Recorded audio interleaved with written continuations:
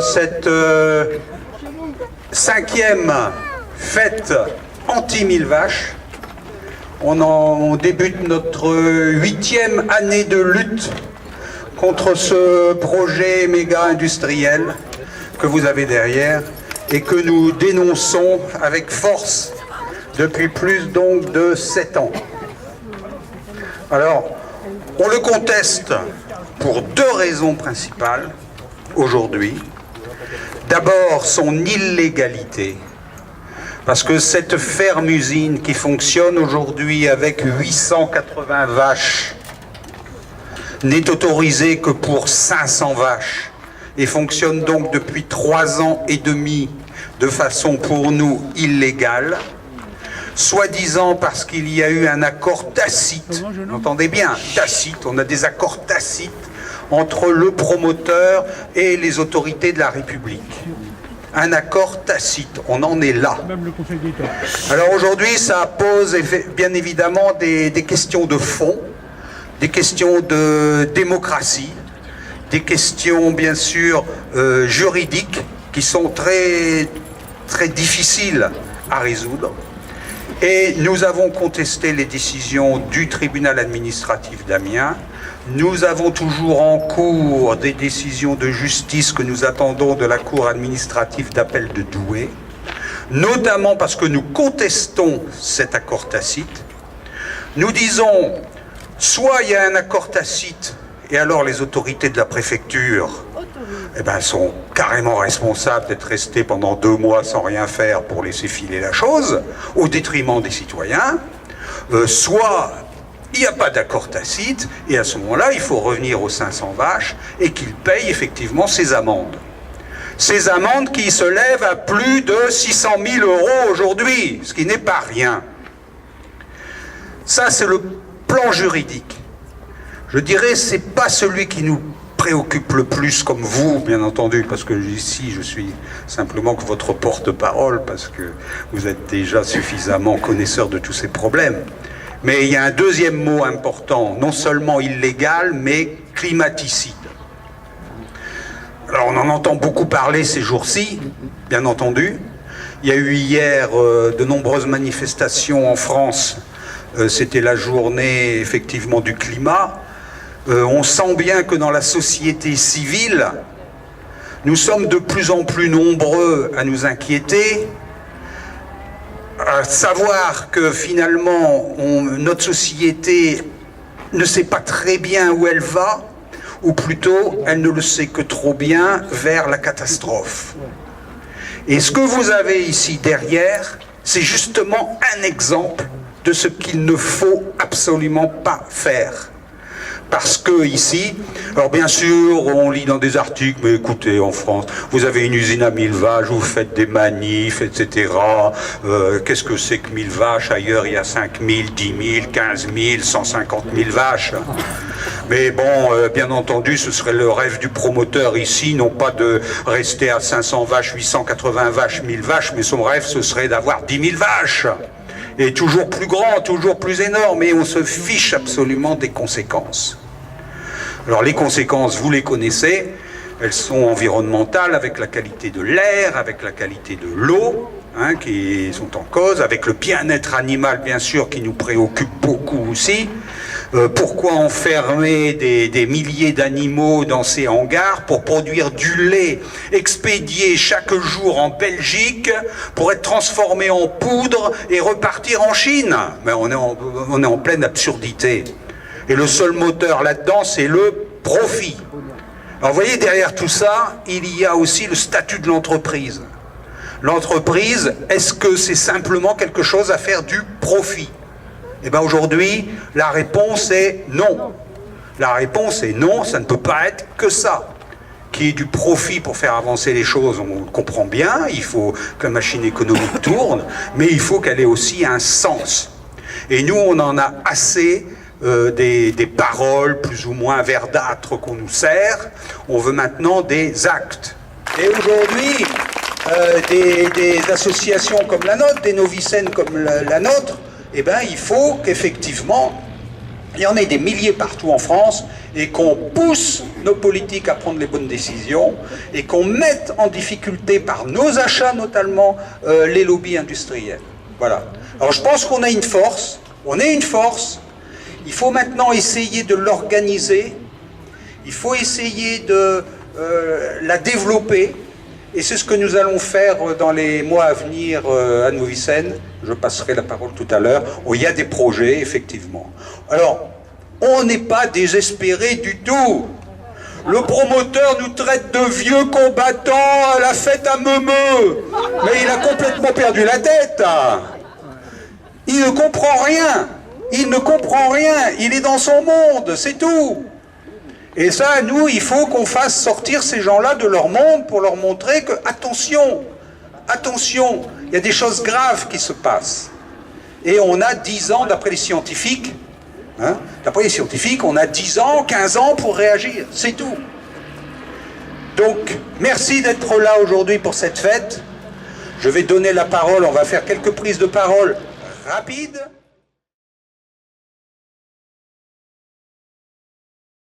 Alors c'est super quand même d'avoir notre député avec nous, parce que bon, on sait le travail considérable qu'il essaye de faire. Bravo François. C'est vous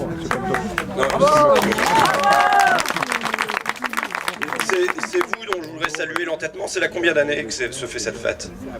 C'est la 7e année. 7e année de Novicène. Donc un entêtement dans la durée et qui permet que depuis Druca, Abbeville, 80 000, eh bien, 80 100, c'est ça le code postal de Druca, soit posée la question, au moins nationalement, de quelle agriculture on veut pour demain, de quel cap on veut, et de comment on compte se sortir de la crise écologique en cours.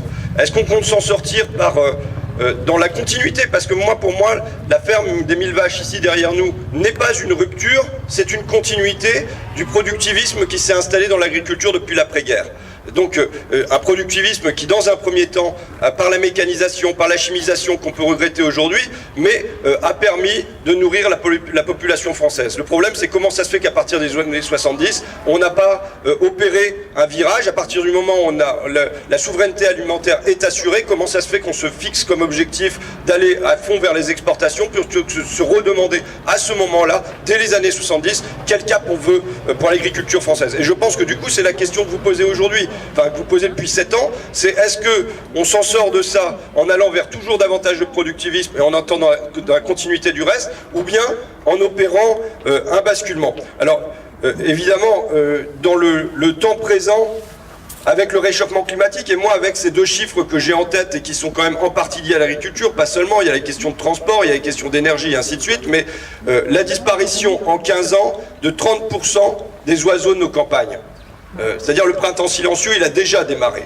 La disparition, et c'est lié, de 70% des insectes volants en Europe en 30 ans.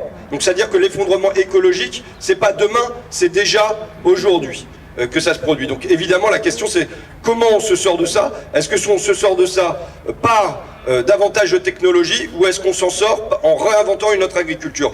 Là je lisais un bouquin qui est comment le monde est devenu cheap. Cheap, ça veut dire en gros comment, ces auteurs américains, donc comment le monde a été, à la fois tout est vu comme une marchandise, mais une marchandise qui doit être à bas coût, à savoir le travail, n'est lu que comme étant une marchandise et comme une marchandise à bas coût. Le soin n'est vu que comme étant une marchandise et une marchandise à bas coût, mais évidemment aussi, avant tout, la nature n'est vue comme étant une marchandise et une marchandise à bas coût. Et à un moment, il y a une digression sur l'agriculture du Moyen-Âge. L'agriculture du Moyen-Âge qui va se trouver, d'abord il y a un changement climatique, il y a un refroidissement, et il va y avoir une série de famines, de disettes qui vont amener la population européenne à diminuer de manière critique, parce que les gens ne parviennent plus à se nourrir. Et il montre qu'en fait, l'une des autres causes au dehors du refroidissement, c'est aussi que les seigneurs n'ont pas accepté de changer l'agriculture à ce moment-là. Pourquoi? Parce que les seigneurs, ils voulaient avoir des trucs qui puissent se revendre rapidement, donc ils voulaient du blé. Ils voulaient du blé qui prennent aux paysans. Les paysans, ils auraient pu à ce moment-là mettre en place une polyculture. Et la polyculture qu'ils auraient mise en place aurait été plus résiliente face à la crise climatique et face à la crise écologique de cette époque-là. L'impossibilité de mettre en place cette agroécologie, on pourrait dire cette polyculture, à cette époque-là, a conduit à un désastre humanitaire et à un effondrement démographique. Et évidemment, je pense que ça peut être une leçon pour aujourd'hui. Est-ce qu'on laisse les seigneurs de l'agroalimentaire, les seigneurs de la grande distribution, les seigneurs de la chimie, est-ce qu'on les laisse décider de ce que doit être l'agriculture aujourd'hui, ou bien est-ce qu'il y a une reprise en main de l'agriculture, d'abord par les producteurs, d'abord par les agriculteurs et aussi par les citoyens? Je pense que c'est la question qui est posée. Alors c'est vrai qu'il y a eu un vaste débat sur l'agriculture ce printemps à l'Assemblée nationale. Il reprend la semaine prochaine dans ce qu'on appelle la deuxième lecture, à partir de mercredi. Moi, le projet que je porte, c'est un projet qui garantit des prix aux paysans, c'est-à-dire que je suis pour des prix planchers. Je suis pour des coefficients démultiplicateurs. Je suis pour aussi du protectionnisme en matière agricole. Je suis pour qu'on puisse avoir une agriculture où on garantit aux agriculteurs un revenu. Pourquoi? Pour la transformer. Non pas pour qu'on s'endorme sur nos lauriers, mais au contraire, si on veut que demain on sorte du glyphosate, eh ben, il faut garantir à nos agriculteurs qu'ils ne vont pas être mis en concurrence avec des pays où on peut répandre du glyphosate. Et qu'on leur donne les moyens.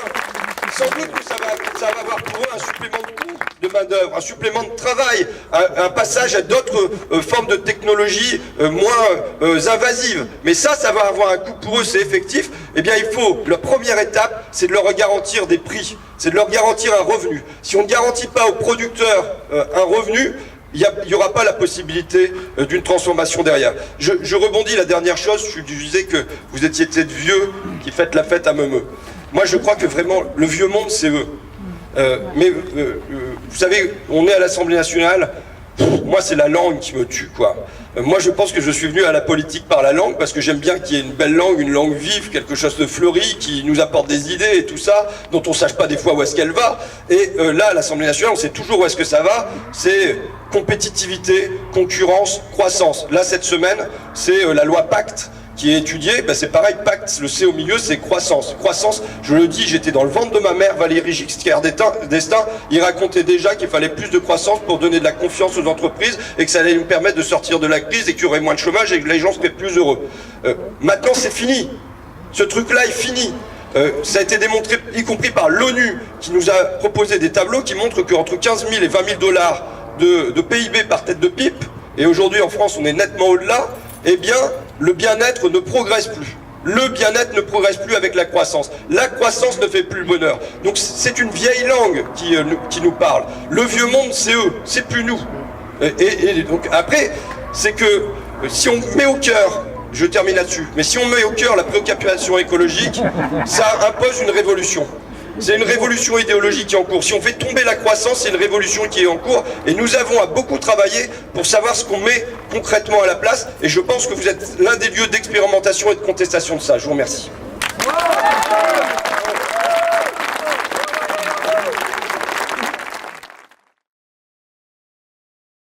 Alors, tu es éleveur laitier, c'est ça? La Confédération Paysanne. Et puis, je t'ai demandé de parler un petit peu, voilà, du pourquoi tu étais avec nous. Oui, bonjour à tous. Donc, Serge Cellier, je suis producteur de lait à 15 km d'ici, à Upi. J'ai une ferme de 50 hectares et j'ai 24 vaches laitières. Donc, la ferme est répartie aux 2 tiers pour l'élevage et puis 1 tiers de céréales. C'est pour moi un équilibre intéressant. Alors pourquoi je suis ici aujourd'hui? La première raison, c'est quand même l'aspect social. C'est-à-dire qu'on se rend compte de plus en plus que dans nos villages, les agriculteurs disparaissent. Et les agriculteurs ont quand même toujours eu un rôle fondamental dans la vie interne des villages. On est présent toute la journée dans nos campagnes et souvent assez disponible, y compris pour rendre des services qui sont souvent gratuits. Mais, et donc si on concentre les élevages tel que ça se fait ici, toute la vie sociale des villages disparaît. Donc ça, c'était un premier aspect. Le deuxième aspect, il sera beaucoup plus lié à la connaissance de mon métier. C'est-à-dire que pour moi, l'élevage a toute sa place dans l'agriculture en général, voire dans l'alimentation. Ça, je pense qu'on peut difficilement le contester, même si parfois ça se fait. Cela dit, l'élevage de ruminants, il est fait pour manger de l'herbe. Et les ruminants qui sont ici, ils mangent quasiment pas d'herbe, ils mangent essentiellement des céréales, c'est-à-dire du maïs. J'ai oublié de préciser au début que je suis producteur de lait, mais en agriculture biologique. Donc, chez moi, les vaches mangent je vais dire quand même essentiellement de l'herbe et un complément de céréales tout de même qui est produit chez moi. Mais pourquoi c'est important cette question d'alimentation? Parce que on a quand même des zones où on a de l'herbe à manger. Et sur ces zones, il faut mettre des ruminants. Il faut mettre des ruminants qui aillent dehors, qui aillent en pâture. Il faut qu'on récolte du foin. Et on voit quand même beaucoup. Moi, dans ma petite région, c'est le Vimeux. Et dans le Vimeux, depuis une petite dizaine d'années, il y a une grosse concentration des élevages qui étaient restés familiaux pendant très très longtemps. Et avec cette concentration des élevages, on se rend compte que les prairies disparaissent, même si c'est interdit, ça continue à disparaître. Enfin, c'est interdit, c'est limité, voire interdit dans certaines situations. Et par exemple, à ce printemps où on a eu des pluies quand même conséquentes, on s'aperçoit finalement que les prairies, elles sont très utiles autour des villages parce qu'elles retiennent l'eau, elles retiennent la terre. Et on a vu quand même quelques catastrophes qui sont, à mon avis, liées à la disparition de ces prairies. Donc, l'élevage de ruminants liés à ces prairies et la vie des paysans à l'intérieur de nos villages, c'est 3 choses qui m'interpellent en ce moment, quoi. Donc je voulais témoigner par rapport à ça. Merci. Donc un exemple de ce qui se fait pas loin de chez nous, il y en a d'autres. Laurent, porte-parole toujours de la Confédération Paysanne. Toujours et encore quelques mois. Merci Déjà, oui, première chose, merci pour l'invitation. Merci pour l'invitation, désolé pour le retard. On n'est pas parti assez tôt. Oui, simplement pour... quand on arrivait là à pied, je me rappelais un peu quand même la fameuse nuit où la Confédération paysanne était intervenue dans cet hangar-là pour dégonfler des pneus, pour arrêter le chantier. La veille de la grosse manif qui était co-organisée avec Novicen, donc à Erquingamlis, chez Ramery, c'était en 2013, en septembre 2013, donc bientôt la date anniversaire. Et depuis, ça a quand même avancé là-bas, mais c'est la seule. Et je pense que la première victoire de Novicen, de tous ceux qui sont opposés à des usines comme ça, c'est qu'il n'y a pas eu d'autres projets de ce type en vache laitière. Et je pense qu'il ne faut vraiment pas minimiser ça sur le fait de lutter, le fait de résister, peut-être qu'ils ont continué à avancer, alors l'histoire elle n'est pas finie, et puis on ne va pas la lâcher tout de suite, mais c'est vraiment très important. Là où Ramery nous disait on va en faire partout en France, et bien il y en a une, et encore ils n'arrivent pas à la finir. Donc ça c'est vraiment quelque chose qu'il faut savourer.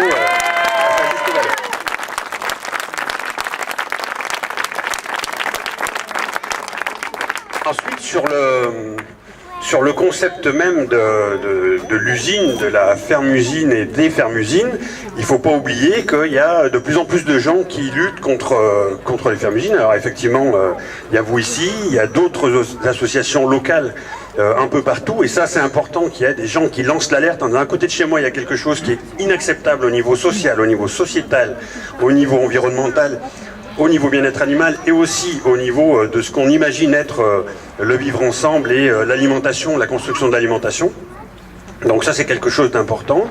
Et puis il y a aussi des gens qui, la Confédération paysanne, d'autres assos, d'autres orgas, qui se mettent en route pour se mettre en travers du chemin de ces tenants de l'agro-industrie qui veulent tout industrialiser. Et on a quand même des victoires, et nous on a eu un dossier sur lequel on est intervenu très vite. Alors c'est plus Nicolas Giraud qui est secrétaire national de la Confédération paysanne en charge de l'élevage qui a suivi ce dossier. C'est le dossier des 250 000 poules pondeuses de l'Escouet dans le Tarn qu'on a gagné devant le tribunal administratif de Bordeaux, puisque le permis construire a simplement été annulé. Donc, il ne faut pas minimiser l'ensemble de la palette d'actions qui peuvent être des actions juridiques, judiciaires, et vous en savez quand même quelque chose, parce qu'à ce niveau-là, vous n'avez pas ménagé votre peine, et ça a entravé la marche en avant de cette structure. Donc il y a toutes ces actions de dénonciation, on va devant le tribunal, on manifeste, mais ça ne va pas suffire. Et ça, on en est conscient que ça ne va pas suffire, et il va falloir légiférer. Enfin, je vois juste dans ma ligne de tir François Ruffin, il y a quand même la loi alimentation qui va repasser devant l'Assemblée nationale. On n'était pas content, nous, de l'avant-projet, on n'était pas content de ce qui est sorti de chez vous à l'Assemblée, le Parlement, encore moins de ce qui est sorti au Sénat. Sorti de la commission des affaires éco, là, il nous semble qu'il y a des choses qui sont revenues, mais on est très loin du compte. Et on se dit qu'on a sûrement loupé quelque chose, nous, à la Confédération paysanne, parce que on n'a pas dû alerter suffisamment fort sur l'imminence du danger et l'urgence à agir pour organiser l'alimentation différemment, pour arrêter de considérer que les animaux, c'est ni plus ni moins que des machines-outils, que les salariés sont simplement là pour faire les 3-8 ou peu s'en faut dans des usines comme ça, qu'on va exploiter de la main-d'œuvre sous-qualifiée, et exploiter vraiment, parce que moi j'ai quand même en souvenir le jour où on était venu avec Dominique Henry et Laetitia Perrard pour la première conciliation sur les dommages et intérêts, là, le rendu qu'on va avoir jeudi à Amiens. Et oui, il avait fallu venir voir si on avait bien démonté telle ou telle pièce. Et on était arrivé dans la salle de traite à midi à peu près, et où il y avait 3 jeunes qui sont pointés en scooter et qui se sont mis à traire pendant 2h30 en poste fixe. Et le gars nous expliquait qu'ils avaient fait déjà pareil le matin à 5h et qu'ils allaient refaire le pareil le soir. Donc ils faisaient leur 3 fois 2h30, et ça leur faisait leur journée qui était complètement hachée. Donc une espèce d'utilisation du fait qu'il y a du chômage, du fait qu'il faut bien que les gamins y bossent. Et ça c'est quand même un vrai problème. Il va vraiment falloir qu'à l'issue de cette loi, on arrive à reposer le débat, parce que, tu t'en parleras mieux que moi, mais moi j'y crois pas que derrière cette loi elle va aboutir à une grande révolution. Sur les prix et le revenu des paysans, je pense que ça c'est déjà réglé, c'est perdu. Sur la transition agricole, il y a peut-être des trucs qui permettent de parler dans le débat public, mais il n'y aura rien dans le texte de loi, il nous semble. Il va y avoir la réforme de la PAC qui arrive très vite derrière, puisque la France doit donner sa position autour du 15 octobre. Donc à partir de là, il va quand même falloir se dire où on en est, qu'est-ce qui ne va pas et où on veut aller en fait. Et là où on veut aller, aujourd'hui, c'est quand même très très compliqué à le deviner. Donc si on ne sait pas où on veut aller, il faut déjà se rassurer avec ce qu'on ne veut pas. Et ce qu'on ne veut pas, c'est juste ce qui est derrière. Et j'arrivais là, je t'entendais conclure ta prise de parole en disant pour le moment ça tourne en gros et ça va s'arrêter un jour. Et nous on est vraiment persuadés, hein, c'est pas un discours... je ne suis pas là pour que vous m'acclamiez en disant c'est génial, il a dit que ça allait s'arrêter. Nous, on est persuadés à la Confédération Paysanne que ce truc-là, il va s'arrêter. Ici, celui-là, pas les autres, puisque les autres, on les a déjà arrêtés, les projets en vache laitière. Mais vraiment, nous, il nous semble que ce modèle économique, il ne tient pas et il ne peut pas tenir. Alors, on nous dit, il y en a dans les autres pays, et je finirai là-dessus.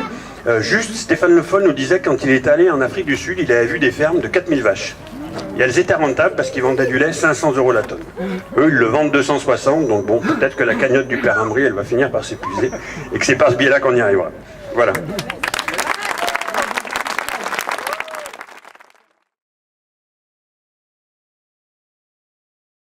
Nous, on est là pour porter la voix des animaux.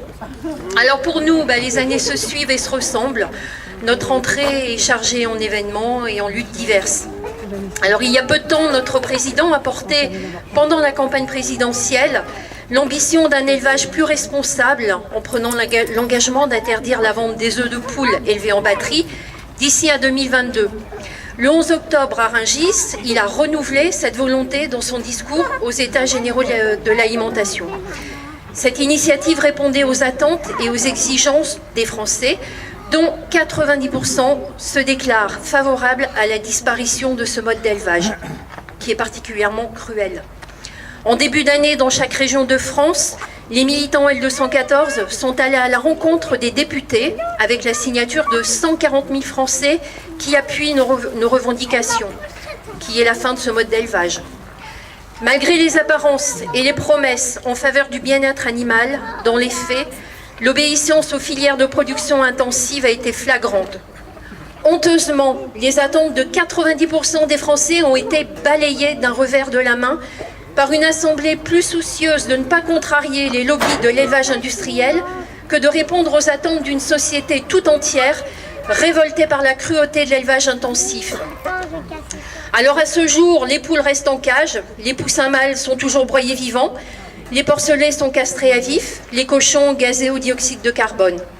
Les contrôles vidéo dans les abattoirs ne sont pas obligatoires, on abat encore des vaches gestantes et on tolère des fermes-usines comme celle-ci. On ne nous a pas écoutés et en ignorant nos revendications en faveur des animaux, on a ignoré la majorité des Français. Le gouvernement a choisi de s'en remettre aux filières de l'élevage intensif afin de favoriser des intérêts économiques à court terme, au mépris des animaux, au mépris des impacts dévastateurs sur l'environnement et au mépris de la santé des citoyens. En choisissant l'inertie, nos députés nous ont offert un triste spectacle. Ce sont les souffrances insupportables de millions d'animaux élevés, puis abattus chaque jour, que les députés ont choisi d'ignorer. En prenant la décision d'avancer à contresens de l'histoire, nos députés ont raté un rendez-vous, celui de l'engagement de notre société vers plus de justice et plus de compassion au bénéfice de tous.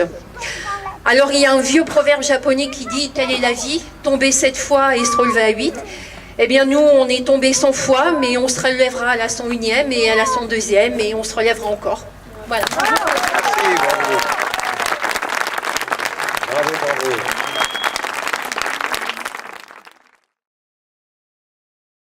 Je rappelle très rapidement, donc, on est en lutte contre le projet de méga centre commercial qui doit se construire sur des terres agricoles parmi les plus fertiles d'Europe. Centre commercial de Auchan allié avec un conglomérat chinois de financiers qui veulent venir taper Disney sur son terrain et implanter un énième centre commercial avec une piste de ski à l'intérieur, enfin du style Dubaï, vous voyez. Et donc ça, sur les meilleures terres d'Europe, on le sait maintenant, puisque comme dans tout projet, il y a eu des fouilles archéologiques, et on sait maintenant que ces terres-là, depuis 2500 ans, donnent des céréales et nourrissent la plaine de France. À mesure que nous gagnons étape par étape au tribunal, il nous faut repartir de plus belle. Le tribunal administratif a annulé le décret de création de ZAC, donc ils sont sur un projet mais qui ne peut plus se faire puisque la ZAC n'existe plus, et l'État a fait appel. C'était une annulation de la création de ZAC en raison du non-respect du droit environnemental. Donc l'État a fait appel de cette décision. Mais après toutes ces décisions, nous ne lâcherons rien, nous irons devant les juridictions européennes. Notre lutte est de plus en plus populaire et nous sommes plus nombreux à chaque événement. Cette nuit encore, il y avait un événement sur le Triangle, les jeunes du coin qui faisaient une nuit techno. Nous organisons des rassemblements sur le Triangle de Gonesse et le 27 mai, nous étions 2000 à faire la fête des légumes sur une parcelle déjà expropriée que nous avons défrichée. On a planté des légumes pour faire une grande soupe que nous partageons avec tout le monde. C'est la deuxième fois qu'on le fait sur la place de la République à Paris. L'an dernier, une soupe pour 300 personnes, SDF, migrants, sympathisants. Mais c'est trop populaire et ça ne plaît pas. Alors l'État nous a assigné au tribunal en juillet. On a résisté et il nous réassigne mercredi prochain au TGI de Pontoise. L'État veut faire expulser nos légumes sans papier et essaye de couler les premiers mètres cubes de béton, alors que c'est encore de la terre agricole qu'on peut sauver. Pour montrer que le triangle, les 300 hectares du triangle, c'est un chantier et qu'il n'y a plus d'agriculture à sauver. Mais ce sont d'excellentes terres agricoles et avec votre appui, nous les sauverons, on ne lâchera rien.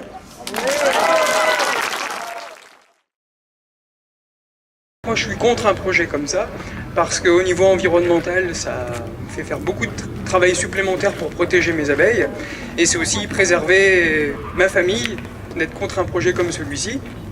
Et du coup, c'est pour ça que je suis là aujourd'hui pour témoigner. Voilà. Donc, je pense qu'être contre un projet comme ça, c'est préserver la vie préserver ma vie et la vie de tous les petits producteurs qui sont dans les environs. Voilà.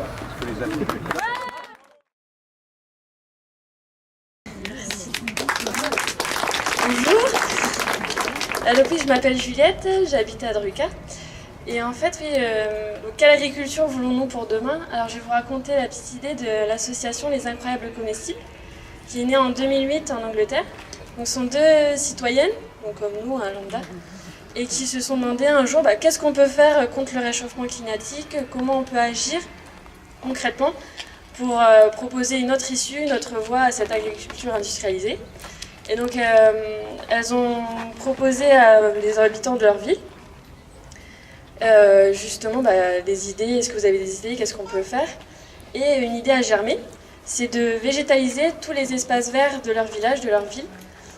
Et justement, donc ça a mûri et elles ont occupé tous les espaces verts qu'elles pouvaient en semant des graines. Et aujourd'hui, justement, ce qu'on peut voir, c'est que ça a totalement marché. Tout le monde peut se servir, c'est en libre accès. Et alors justement, donc je suis allée voir cet été le maire, monsieur Pardy, pour lui suggérer l'idée et lui proposer comment on pourrait faire, est-ce qu'il y a des espaces vacants dans le village? Et il m'a dit oui, donc c'était possible. Et après, donc j'ai soumis l'idée à nos Novicène pour savoir s'ils étaient partants pour mener le projet. Et ils étaient favorables. Donc ce serait génial qu'on puisse proposer cette idée, parce que notamment ça a plusieurs enjeux. Donc l'enjeu notamment spirituel, parce que c'est bien c'est nécessaire de se reconnecter à la terre, de pouvoir observer les végétaux, de pouvoir réapprendre à découvrir justement comment évolue une plante, un légume. Ensuite, c'est un enjeu pédagogique, parce que ça serait génial de pouvoir initier les enfants à cultiver leurs légumes, leurs fruits. Un autre enjeu aussi, c'est justement donc social, pouvoir recréer du lien entre les habitants, parce que c'est vrai qu'on est souvent chez soi, on ne connaît même pas ses voisins, donc c'est un peu triste. De se reconnecter donc justement à la terre et aussi aux autres. Notre enjeu aussi, c'est écologique, parce que ça serait bien de pouvoir utiliser des techniques agroécologiques, donc sans pesticides, sans insecticides. Et le dernier enjeu, c'est bien sûr politique, parce que c'est vrai que ce serait un acte militant, et ce serait génial de pouvoir faire de Druca un village résilient qui dit non à cette agriculture industrialisée, et oui à une autre voie, justement une agriculture respectueuse de l'environnement, de l'animal et de la planète, et de notre santé surtout. Eh ben chouette Juliette. Bravo.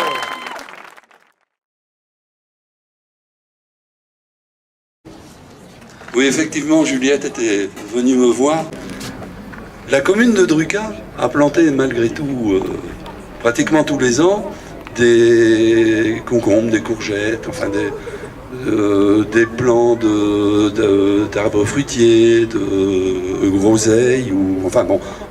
Le seul problème, voyez-vous, c'est que sans la population, ça va être relativement difficile, parce qu'on nous a tout piqué 8 jours après les avoir plantés. Ça, alors, si Novicène marche dans le projet, peut-être qu'on aura un projet plus citoyen et qui évitera qui permettra de surveiller un petit peu. Hein, parce que je dis pas que c'est les Drucatois, il y a du passage à Druca, je ne peux pas vous dire que ce sont les Drucatois qui les ont piqués. Hein. Donc c'est un projet qui, bien sûr, Juliette, me tient à cœur, puisqu'on essaye de le faire et on n'y arrive pas. Alors avec toi, je pense qu'on va y arriver, et avec Novicène.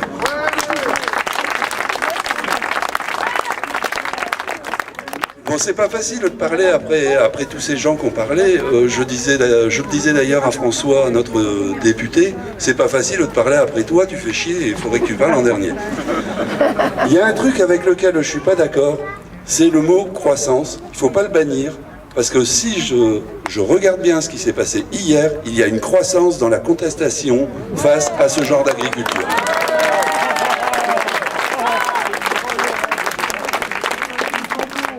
Un dernier petit point concernant notre éleveur de Ubi. Il nous en reste un à Druca d'éleveur. Et c'est vrai, quand on a besoin d'un tracteur, quand on a besoin d'un coup de main, lui il replante des haies, il a des prairies. C'est vraiment très très important au sein de notre village. Et il fait partie du conseil municipal, c'est pas pour ça que je le soutiens forcément, mais je sais qu'il a un rôle prépondérant pour la commune. Bravo! Je tiens à le saluer.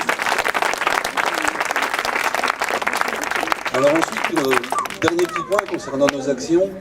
On a eu encore une fois une réunion d'ILIS. L'ILIS, il y a les autorités de l'État, il y a un représentant des Milvages, des associations et des maires. Nous avons été dernièrement, il y a un mois, enfin pendant cet été, fort dérangés par les épandages multiples et variés qui, je ne sais pas pourquoi, c'est systématiquement le samedi. Ça ressemble à une provocation, je l'ai dit au sous-préfet récemment. Et à l'ILIS, j'ai demandé aux autorités de l'État, mais comment contrôlez-vous les épandages? La réponse a été immédiate. Hein. Oui, il y a un plan. Un peu comme si j'étais le dernier des abrutis, c'est possible, hein, mais on me dit, mais il y a un plan d'épandage. Je dis, mais vous ne comprenez pas ma question. C'est pas est-ce qu'il y a un plan, c'est comment est-il contrôlé? Est-ce qu'il y a, je sais pas, des carottages pour venir vérifier à la fin de l'année qu'il y a bien eu ce plan respecté et qu'il n'y a pas eu 3 épandages au même endroit pendant la saison, ce qui nous laisse, nous, assez dubitatifs parce qu'on a vraiment l'impression que c'est comme ça que ça se passe. Hein? Donc, on va remettre ça au prochain ILIS. J'ai demandé au sous-préfet la semaine dernière, en lui reposant le problème, quand est-ce qu'il y aura un prochain ILIS. Il m'a dit qu'il allait y regarder. Et croyez-moi, on va essayer de défendre l'environnement au travers de cet ILIS et essayer d'avoir des réponses. C'est pas facile, tu le sais, Francis, hein, mais on va insister et on va continuer à se battre, nous aussi, à notre petit niveau, du moins pour moi, maire de Druca. Merci. Merci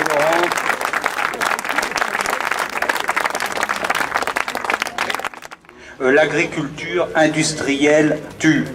Il faut savoir que dans le monde, chaque année, heureusement on est encore un peu en démocratie en France, mais il faut savoir que les propos que nous avons tous tenus aujourd'hui, dans certains pays, nous mèneraient directement soit en prison, soit à l'assassinat. Il y a plusieurs centaines de militants des droits de l'environnement de par le monde qui sont assassinés.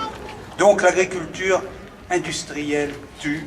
Ce genre d'agriculture tue, hein, c'est climaticide et nous devons absolument réagir. On va protester ensemble aujourd'hui avec le Dying que Nico a bien voulu organiser. Bonjour, bienvenue à tous. Derrière vous sont en train d'être déroulées des bâches. Alors le Dying, pour ceux qui n'en ont pas encore fait, c'est une action symbolique non violente dans laquelle les personnes vivantes se couchent par terre en hommage aux victimes, là en l'occurrence de l'agriculture industrielle. Donc c'est une action solennelle, il s'agit d'être en silence. L'idée c'est de rendre hommage à ces victimes. Nous sommes les représentants symboliques de ces victimes humaines et non humaines de l'agriculture industrielle. En France, dans les 20 dernières années, le nombre d'exploitations agricoles a diminué de moitié.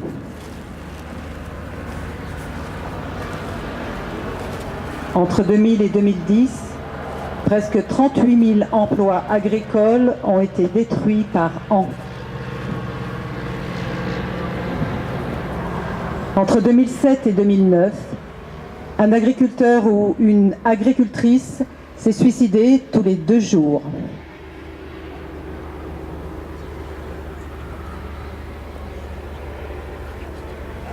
La MSA, la Mutualité agricole sociale agricole, reconnaît une prévalence accrue des troubles de la procréation et des cancers de la prostate dans les professions agricoles. L'Institut national de la santé et de la recherche médicale, l'INSERM, signale une augmentation des risques de malformations congénitales chez les enfants grandissant dans les zones exposées aux pesticides.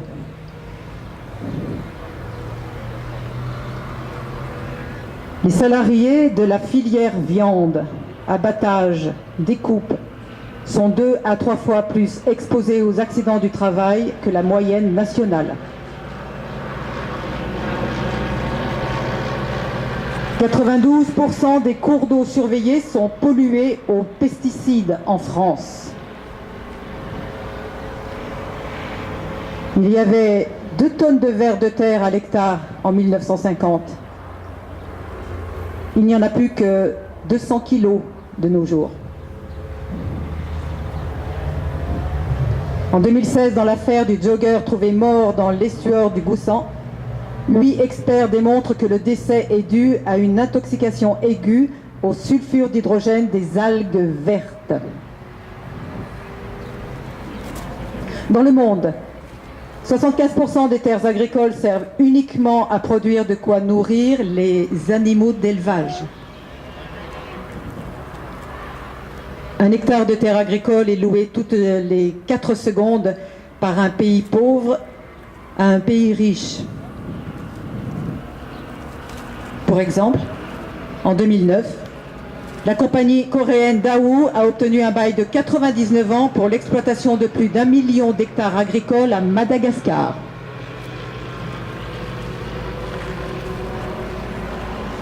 L'utilisation de produits agrochimiques en Argentine a augmenté de 1000% ces 20 dernières années.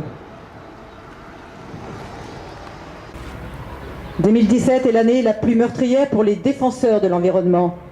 Dans le monde, 207 défenseurs ont été tués. L'agrobusiness a été le secteur le plus meurtrier avec 46 militants assassinés. Près de 80% des insectes ailés ont disparu en France en 30 ans. Les oiseaux des milieux agricoles ont diminué de 33% entre 89 et 2017.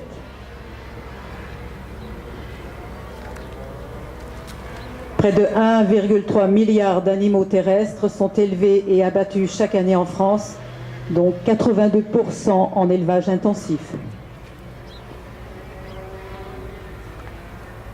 Dans l'élevage industriel, les cochons sont abattus à 6 mois alors qu'ils pourraient vivre 15 ans.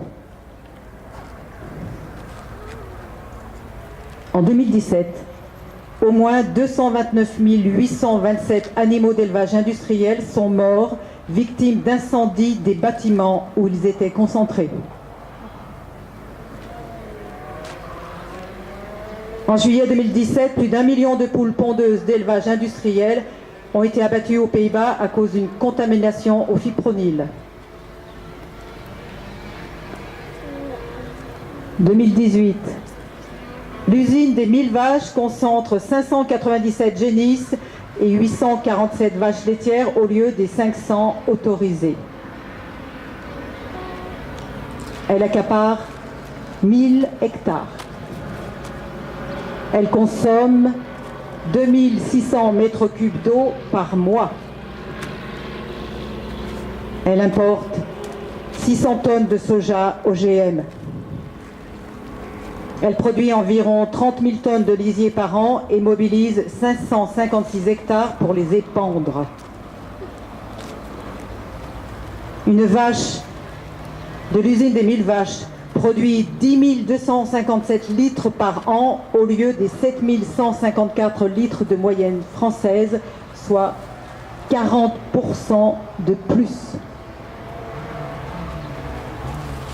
Elle vèle pour la première fois à 27 mois, soit 5 mois plus tôt que la moyenne nationale. Usée prématurément, elle part à l'abattoir à moins de 5 ans.